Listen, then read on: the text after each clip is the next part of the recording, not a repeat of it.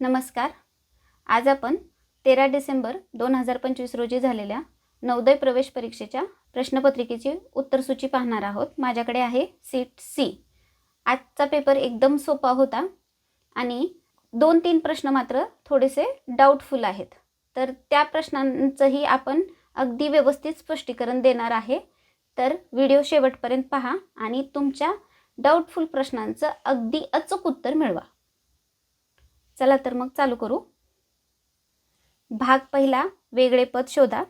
यामध्ये पहिल्या प्रश्नाचं उत्तर आहे पर्याय क्रमांक सी. दुसऱ्या प्रश्नाचं उत्तर आहे पर्याय क्रमांक ए. तिसऱ्या प्रश्नाचं उत्तर आहे पर्याय क्रमांक डी. चौथ्या प्रश्नाचं उत्तर आहे पर्याय क्रमांक डी. त्यानंतर पाचवा प्रश्न, त्याचं उत्तर आहे पर्याय क्रमांक बी. सहाव्या प्रश्नाचं उत्तर आहे पर्याय क्रमांक बी. सातव्या प्रश्नाचं उत्तर आहे पर्याय क्रमांक सी. आठव्या प्रश्नाचं उत्तर आहे पर्याय क्रमांक सी. त्यानंतर पुढे नववा प्रश्न. नवव्या प्रश्नाचं उत्तर आहे पर्याय क्रमांक डी. 10व्या प्रश्नाचं उत्तर आहे पर्याय क्रमांक डी. 11व्या प्रश्नाचं उत्तर आहे पर्याय क्रमांक बी. 12व्या प्रश्नाचं उत्तर आहे पर्याय क्रमांक सी. 13व्या प्रश्नाचं उत्तर आहे पर्याय क्रमांक डी. 14व्या प्रश्नाचं उत्तर आहे पर्याय क्रमांक बी. 15व्या प्रश्नाचं उत्तर आहे पर्याय क्रमांक डी. 16व्या प्रश्नाचं उत्तर आहे पर्याय क्रमांक सी. त्यानंतर 17वा प्रश्न समसंबंध मधला आहे आणि हा प्रश्न जरा थोडासा डाऊटफुल आहे. या प्रश्नामध्ये 2 उत्तरं निघू शकतात. जर आपण याची आरशातली प्रतिमा केली तर ही आकृती जशीच्या तशी वळते, फक्त मधली आकृती जी आहे ती इथे गायब होते आणि शेवटच्या 2 आकृत्या ज्या आहेत तिथल्या याला जुळतात. मग तसाच जर संबंध लावला तर या आकृतीच्या आरशातली प्रतिमा पर्याय बी प्रमाणे होते आणि पर्याय बी येऊ शकतो. परंतु जर आपण आरशातल्या प्रतिमेनुसार संबंध घेतला असता तर आकृती जशीच्या तशी फिरायला हवी होती. इथे आकृती फिरून फक्त बाहेरची आकृती जशीच्या तशी आली असती तर आपण तो संबंध घेतला असता. परंतु इथे काय होते की मधली आकृती गायब होत असल्यामुळे आरशातील संबंध घेता येत नाही. त्यामुळे आपल्याला आकृतीला 180 अंशातून वळवावं लागतं आणि 180 अंशातून वळवल्यानंतर पर्याय क्रमांक सी हे उत्तर अगदी बरोबर उत्तर येते आणि बाहेरची आकृती मधली आकृती गायब होते आणि शेवटच्या 2 आकृत्या जे आहेत, ही जे बाणाला चिटकलेली आकृती जी आहे ती गायब होते आणि शेवटच्या 2 आकृत्या त्याला जशाच्या तशा जोडल्या जातात. म्हणून मग ही बाणाला चिटकलेली आकृती गायब होणार आणि राहिलेल्या वरच्या 2 आकृत्या जशाच्या तशा आणि 180 अंशातून वळल्यामुळे उत्तर सी येणार, बी उत्तर येणार नाही. 18वा प्रश्न आहे, त्याचं उत्तर येईल पर्याय क्रमांक 1.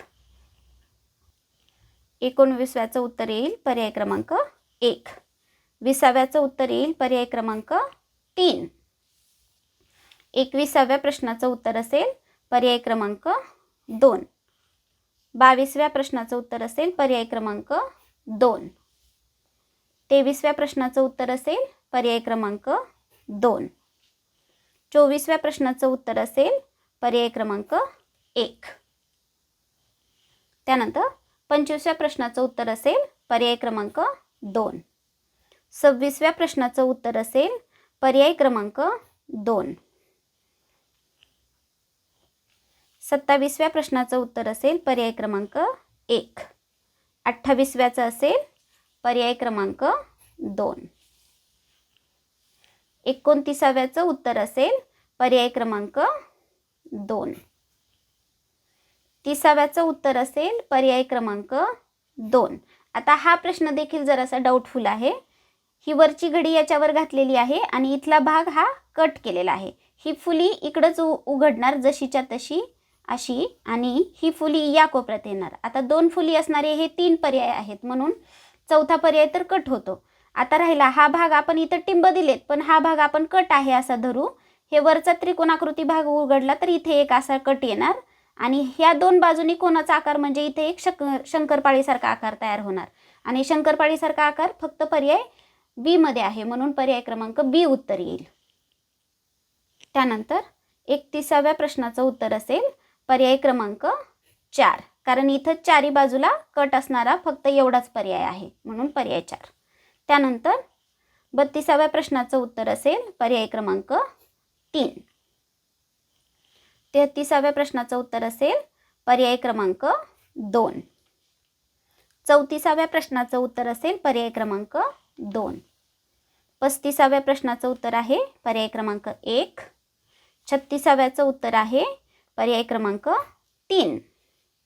त्यानंतर 37व्याचं उत्तर आहे पर्याय क्रमांक 1. 38व्याचं उत्तर आहे पर्याय क्रमांक 2. 39व्याचं उत्तर आहे पर्याय क्रमांक 1. 40व्याचं उत्तर आहे पर्याय क्रमांक 2. आता दुसरा विभाग चालू होतोय गणिताचा. गणिताचा पेपर या दरवर्षीच्या मानाने यावर्षी सर्वात सोपा पेपर होता. त्यामध्येही एक प्रश्न मात्र थोडासा संदिग्ध आहे. त्याही प्रश्नाचं उत्तर आपण अतिशय व्यवस्थितपणे पाहणार आहोत. पहा, पहिला प्रश्न आहे 999 आणि 9999 यांचा गुणाकार. तर याचं उत्तर असेल पर्याय क्रमांक सी, 99,89,001. त्यानंतर 42वा प्रश्न आहे 64च्या सर्व अवयवांची बेरीज. तर 64च्या सर्व अवयवांची बेरीज येते 127, पर्याय क्रमांक सी. त्यानंतर 43वा प्रश्न आहे पदावलीचा. या पदावलीचं उत्तर येत आहे पर्याय क्रमांक 2, 674.4938. त्यानंतर 44वा प्रश्न 1 आणि 11 यांच्यामध्ये किती मूळ संख्या आहेत. आता 1 आणि 11 यांच्यामध्ये विचारलेला आहे म्हणून 2, 3, 5, 7 एवढ्या 4च मूळ संख्या येतील म्हणून उत्तर असेल पर्याय क्रमांक 2, 4. त्यानंतर 0.2 आणि 0.03 यांचा गुणाकार, पर्याय क्रमांक 1 उत्तर येईल 0.006. प्रश्न क्रमांक 46 20 आणि 30चा सर्वात मोठा समान अवयव. तर याचं उत्तर असेल पर्याय क्रमांक 3, 10 छेद 500. त्यानंतर 999/1000 तर दशांश अपूर्णांकात रूपांतर येईल पर्याय क्रमांक सी, 0.999. त्यानंतर या पदावलीचं उत्तर सोडवलं तर उत्तर येतं 7/2. 50व्याचं 100 सेंटीमीटर वर्ग याला मीटर वर्गमध्ये परिवर्तित केल्यानंतर पर्याय क्रमांक 2 उत्तर येईल 0.01 मीटर वर्ग. त्यानंतर 51व्याचं उत्तर येईल 0.1 गुणिले 0.1 गुणिले 0.1. 1 गुणिले 1चं उत्तर गुणाकार 1च येतो त्यामुळे फक्त 3 अंक सोडून दशांश चिन्ह म्हणून उत्तर असेल पर्याय क्रमांक 2, 0.001. त्यानंतर 200 रुपयात एक घड्याळ विकत घेतला आणि 40 रुपयाचा नफा घेतला म्हणजे खरेदी किंमत अधिक नफा बरोबर विक्री किंमत म्हणून उत्तर असेल पर्याय क्रमांक सी, 240. त्यानंतर 53व्याचं याचं उत्तर आहे पर्याय क्रमांक 2, 636 रुपये नफा झालेला असेल. त्यानंतर एका पंचकोनाची परिमिती 80 सेंटीमीटर असून त्याच्या 4 बाजूच्या लांबीची बेरीज दिलेली आहे आपल्याला 63 सेंटीमीटर. तर 5व्या बाजूची लांबी फक्त या दोघांची वजाबाकी करा, 80 वजा 63, कारण 4 बाजूची लांबी आहे. परिमिती म्हणजे बाहेरच्या बाजूंची बेरीज असते. 80 वजा 63 केलं की राहिलेली एक बाजू म्हणून उत्तर येईल पर्याय क्रमांक 4, 17 सेंटीमीटर. आता पदावलीत लुप्त संख्या कोणती. तर या सगळ्यांच्या पदावलीचं जे उत्तर येईल ते उत्तर या दोघांच्या गुणाकाराचं आलं पाहिजे म्हणून उत्तर येईल पर्याय क्रमांक 1, 677. त्यानंतर एक रेल्वेगाडी दिल्लीहून जयपूरला जाण्यासाठी सकाळी 10:45 वाजता सुटते आणि संध्याकाळी 3:30 वाजता जयपूरला पोचते. तर प्रवासाचा कालावधी दुपारचे 3:30ला 15:30 वजा 10:45 करा, उत्तर येईल 4 तास 45 मिनिटे. त्यानंतर हा 57 नंबरचा प्रश्न थोडासा जरा ट्रिकी आहे. एका डब्यात 500 अंडी होती, त्यापैकी 3/25 इतकी अंडी फुटली. एकूण अंड्यापैकी 1/5 अंडी पाहुण्यांसाठी राखून ठेवायची आहेत. तर उरलेल्यांपैकी आता किती अंडी वापरता येतील? तर आता 500 अंडी होती, त्यापैकी 3/25 फुटली, म्हणजे 500चा 3/25 काढला तर उत्तर येतं 60 म्हणजे उरली 440 अंडी. आणि आपल्याला खाली विचारले उरलेल्यापैकी किती अंडी वापरता येतील, तर उरलेली जेवढी आहेत तेवढीच अंडी वापरायची आहेत. हे 1/5 अंडी पाहुण्यांसाठी राखून ठेवा, नाहीतर काहीही करा, आपल्याला उरलेल्यापैकीच वापरावी लागतात. म्हणून उत्तर असेल पर्याय क्रमांक 4, 440. त्यानंतर 58 नंबरचा प्रश्न. यामध्ये तुम्हाला पर्याय क्रमांक, तुमचं उत्तर येईल पर्याय क्रमांक सी, 25. या सर्वांची बेरीज करा. 20 अधिक 30 अधिक 35 अधिक 5. मग 115 कुटुंबातून 90 कुटुंब वजा करा. 115 वजा 90 केलं तर उत्तर येईल 25. म्हणून पर्याय क्रमांक सी. 59 नंबरचा प्रश्न. एका आयताच्या सर्व आंतरकोनांची बेरीज असते. आयताचे सर्व कोन हे काटकोन असतात आणि 4 कोन असतात. मग 90 अंशाचे 4 कोन म्हणजे 9 चोक 36, 360 अंशाचं, म्हणून पर्याय क्रमांक 1 उत्तर येईल. त्यानंतर एक संपूर्ण कोन याच्या समान असतो. संपूर्ण कोन हा 360 अंशाचा असतो. 360 अंश म्हणजे एक काटकोन घेतला तर तो 90 अंशाचा असतो, म्हणून उत्तर चुकलं. 2 काटकोन 180 अंश, 3 काटकोन 270 अंश. राहिला मग पर्याय क्रमांक 4. 4 काटकोन म्हणजे 9 चोक 36, 360 अंशाचा, म्हणून पर्याय क्रमांक 4 उत्तर येईल. त्यानंतर आता पुढचं सेक्शन आहे मराठीचं उतारे. त्यात पहिला उतारा. यामध्ये पहिला 61 नंबरचा प्रश्न. सोनम डॅश डॅश सोबत दुकानात गेली होती, तर ती तिच्या वडिलांसोबत दुकानात गेली होती, म्हणून उत्तर येईल पर्याय क्रमांक 2. सोनमने दुकानात चकचकीत, तर इथे उतारातच आहे उत्तर त्याचं, नवी कोरी चकचकीत लाल सायकल, म्हणून उत्तर येईल पर्याय क्रमांक 1. सोनमच्या आईबाबांनी या कारणास्तव तिला नवीन सायकल दिली, तर तिला तिच्या वाढदिवसाची भेट म्हणून दिली होती. तुला तुझ्या वाढदिवसाची भेट सायकल असं. त्यानंतर सोनमने कशा प्रकारे आनंद व्यक्त केला, तर खाली सोनम खुश झाली आणि आईबाबांना बिलगली, म्हणून पर्याय क्रमांक 1 उत्तर आईबाबांना बिलगून. चकित होणे म्हणजे आठवणे किंवा धक्का लागणे, घाबरणे येत नाही, तर स्तिमित होणे येतं, म्हणून पर्याय क्रमांक 2 उत्तर येईल. आता उतारा क्रमांक 2. यामध्ये प्राणी संग्रहालयात भीमकाय पांडाचे संगोपन अवघड का ठरते, तर का ठरते? त्यांचे संगोपन अवघड ठरते कारण त्यांच्यासाठी पुरेसा आहार उपलब्ध करून देणे कठीण आहे. हे उतारातच आलेलं आहे, म्हणून पर्याय क्रमांक सी, त्यांच्यासाठी पुरेसा आहार मिळवणे कठीण आहे.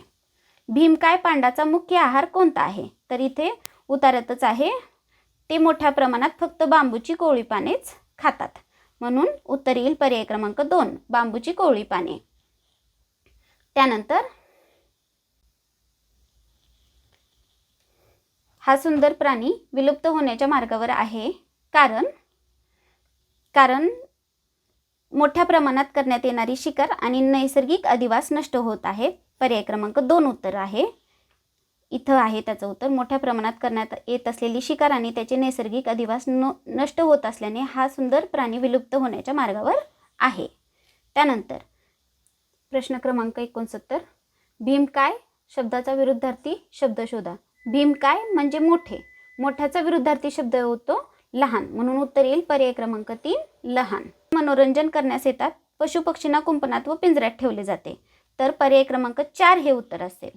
पशुपक्षींना कुंपणात व पिंजऱ्यात ठेवले जाते प्राणी संग्रहालयामध्ये. त्यानंतर पुढे उतारा क्रमांक 3. फुलं अनेक दृष्टींनी डॅश डॅश आहेत, तर फुलं उपयोगी आहेत. इथेच आहे पहिल्या उतारात, उपयोगी आहेत. नंतर फुलं डॅश डॅश आढळतात, तर 2 नंबरच्या ओळीत त्याचं उत्तर आहे. फुलांचे अनेक विविध रंग आणि आकृत्या असतात, म्हणजे दोन्ही येईल उत्तर, अनेक विविध रंग आणि आकृत्यात. नंतर 73 नंबरचा प्रश्न. फुलांचा व्यावहारिक उपयोग म्हणजे, तर इथे आहे उतारामध्ये त्याचं उत्तर. फुलांचे व्यावहारिक उपयोग देखील आहेत. यांचा वापर अत्तर, चहा आणि सौंदर्य प्रसाधने करण्यातही केला जातो, म्हणून उत्तर येईल पर्याय क्रमांक 1, चहा, अत्तर आणि सौंदर्य प्रसाधन तयार करणे. त्यानंतर डॅश डॅश फुलांचा वापर औषधे तयार करण्यातही केला जातो. उतार्यामध्ये आहे त्याचं उत्तर. काही फुलांचा वापर औषधे तयार करण्यासाठी केला जातो, म्हणून पर्याय क्रमांक 2 हे उत्तर असेल. काही.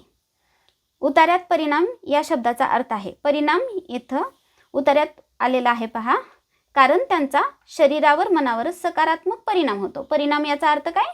प्रभाव पडतो. म्हणून उत्तर येईल पर्याय क्रमांक 2 प्रभाव. त्यानंतर उतारा क्रमांक 4 पाहूया. नृत्य करणाऱ्या नर्तिकेला जाड काचेच्या मागे का ठेवण्यात आले आहे? कारण ती एक दुर्लभ कलाकृती आहे, ती एक जागतिक कीर्तीची नर्तकी आहे, तिला मौल्यवान रत्नांनी सजवले आहे, का ती निडर आहे? तर इथे उतार्यामध्ये त्याचं उत्तर आहे राष्ट्रीय संग्रहालय दिल्ली येथे जाड काचेच्या मागे मांडून ठेवलेल्या जागतिक कीर्तीच्या नर्तकीला कसे विसरता येईल? मोहनजोदडो येथील नृत्य करत असलेली ही नर्तकी पितळी धातूची दुर्लभ कलाकृती आहे. म्हणून उत्तर येईल पर्याय क्रमांक 1. ती एक दुर्लभ कलाकृती आहे म्हणून तिला जपून ठेवलेला आहे. पेंडेंट यापैकी कशाचा घटक आहे? तर पेंडेंट हा हाराचा घटक आहे. इथे उतारात त्याचं उत्तर आहे आधुनिक कलेचा नमुना म्हणून एकत्रित 3 पेंडंटचा हार आपण गळ्यात घालतो की नाही, म्हणून उत्तर येईल हार, पेंडंट. त्यानंतर विधान 1 आणि 2 वाचा आणि योग्य पर्यायात तिच्या निवडा. तिच्या बांगड्या शिंपले किंवा पातळ धातूपासून तयार केलेल्या आहेत. आणि दुसरं विधान आहे तिने हस्तिदंताचा हार घातलेला आहे. तर बघा, पहिलं जे विधान आहे तर त्याचं उत्तर इथं उतार्यात आहे. तिच्या डाव्या हाताच्या कोपऱ्यापासून बोटापर्यंत शिंपले, हस्तिदंत किंवा पातळ धातूच्या अनेक बांगड्या आहेत. म्हणजे ज्या बांगड्या घातलेल्या आहेत तिनं तिच्या शिंपल्याच्या किंवा हस्तिदंताच्या किंवा पातळ धातूच्या या तिघांपैकीच्या आहेत. आणि दुसरं आहे तिने हस्तिदंताचा हार घातलेला आहे.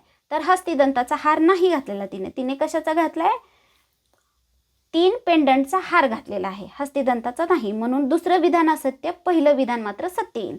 म्हणून पर्याय क्रमांक 1 उत्तर येईल. पहिलं विधान सत्य, दुसरं विधान असत्य. त्यानंतर निडर या शब्दाचा समानार्थी नसलेला शब्द 79वा प्रश्न. त्याचं उत्तर आहे भित्रा. निडर नसलेला म्हटले म्हणून शूर म्हणजे निडर, धाडसी म्हणजे सुद्धा निडर आणि पराक्रमी म्हणजे सुद्धा निडर. नसलेला म्हणले म्हणून उत्तर येईल भित्रा, पर्याय क्रमांक 1. तो त्याचा विरुद्धार्थी शब्द आहे. त्यानंतर उतार्यातील कलाकृती या शब्दाचा अर्थ. कलाकृती म्हणजे काय? उतार्यानुसार जर घ्यायचं झालं तर ती माणसाने तयार केलेली कलात्मक नमुना आहे. म्हणून उत्तर येईल पर्याय क्रमांक 2 माणसाने तयार केलेले कलात्मक नमुने. तर अशा पद्धतीने आज आपण 2025च्या या प्रश्नपत्रिकेची उत्तरसूची पाहिलेली आहे.